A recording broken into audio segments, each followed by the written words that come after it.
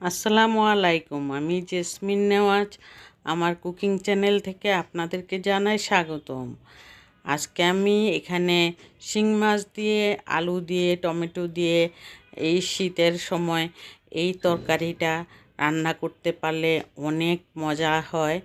শীতের তরকারি বলতে নতুন আলু দিয়ে শিং মাছ দিয়ে রান্না করলে কিন্তু খেতে খুবই রুচিশীল খাওয়া। রুচির শিল খাওয়া বলতে এই শিং মাছ আলুটা কিন্তু একদম সবাই এটা উপভোগ করে থাকে। আর আমিও তার ব্যতিক্রম নই। আমি আজকে ভাবলাম যে আলু দিয়ে আজকে এই মজার তরকারিটা রান্না করব এবং এমনভাবে রান্নাও করেছি, অনেক মজা হয়েছে, সেজন্য আপনাদের সামনে তুলে ধরা। আর এই তরকারিটার জন্য শিং মাছটা কাটতে ধুইতে অনেক সময় লাগে, কিন্তু না পরিষ্কার যতক্ষণ পর্যন্ত সাদা না হয় ততক্ষণ পর্যন্ত আমার মনে কোনো শান্তি থাকে না। শিং মাছ যতক্ষণ পর্যন্ত ফকফকা সাদা হবে তখন গিয়ে আমি রান্নাটা করতে বসিয়ে থাকি। আর সেই জন্য অনেক পরিশ্রম করে কিন্তু এইটা ধুইতে হয়। শিং মাছটা অনেক সময় লাগে, আর সেই জন্য অনেক পদ্ধতিও পালন করে দেখেছি, কোনোটাই আমার কাছে ভালো লাগে না। তারের জালি দিয়ে শিং মাছ পরিষ্কার করাটাই সবচেয়ে বেটার। সেই জন্য সাথে যদি একটু ছাই হয় তাহলে পরিষ্কার করতে খুব ভালো লাগে। আর এখানে আমি মাছটা ভেজে আলুটাও ভেজে নিলাম। আলুটা ভেজে নিয়েছি, তারপরে এখানে মশলা পেঁয়াজের কষানোর পর হলুদের গুঁড়া দেওয়ার পর আমি মরিচের গুঁড়া, ধনিয়ার গুঁড়া আর ভাজা জিরের গুঁড়া, লবণ দিয়ে মশলাটা ভালো করে কষিয়ে নিয়েছি।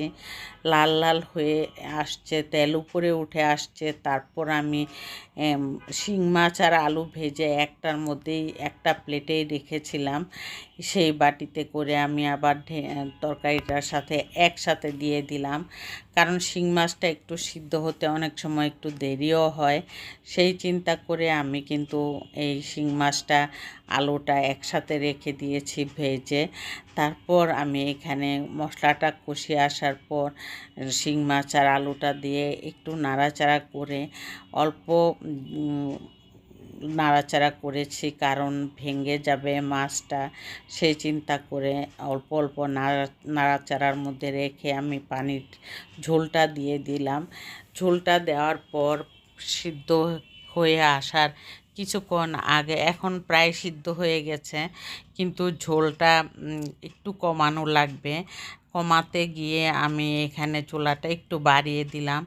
বাড়িয়ে দেওয়ার পর ঝোলটা কমে আসলে ধনিয়া পাতা, কাঁচামরিচ দিয়ে আমি নামিয়ে নিব। এর মধ্যে আপনাদের কাছে কিছু বলার ছিল। এই বলাটা আপনারা যদি বিরক্ত হয়ে যান তবুও আমার মুখের ভাষা থেকে আমার বলাটা একান্ত দরকার। একটি লাইক দিয়ে আপনাদের কাছে অনুরোধ করছি, ভিডিওটা আমার পুরোটা ফুল ওয়াচ করে দিবেন। আমি 4 থেকে 5 মিনিটে এই ভিডিওটা দিয়ে থাকি। আমি বেশি বড় করি না, আপনাদেরকেও বিরক্ত করতে চাই না, আর সেই জন্যই আমি আপনাদের কাছে রিকোয়েস্ট করলাম। আর দেখুন আমার তরকারিটা খুব ভালো হয়েছে। ঝোলটা একদম মিডিয়াম রেখে আমি নামিয়ে নিয়েছি ধনিয়া পাতা, কাঁচামরিচ দিয়ে। আর আপনাদের ভালো লেগে থাকলে সাবস্ক্রাইব করে অল বাটনে প্রেস করে রাখবেন।